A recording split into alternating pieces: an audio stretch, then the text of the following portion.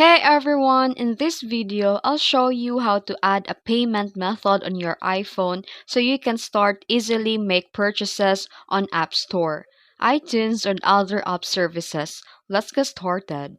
First, open the Settings app on your iPhone and then here at the top, tap your Apple ID name. Next, select Payment and Shipping. Here, you may be asked to sign in with your Apple ID password or the Face ID Touch ID or more. And now tap Add Payment Method. Choose type of payment method you want to add, such as credit or debit card, Apple ID balance, PayPal, or mobile phone billing, GCash, and more. Enter your payment details, then tap Done to save.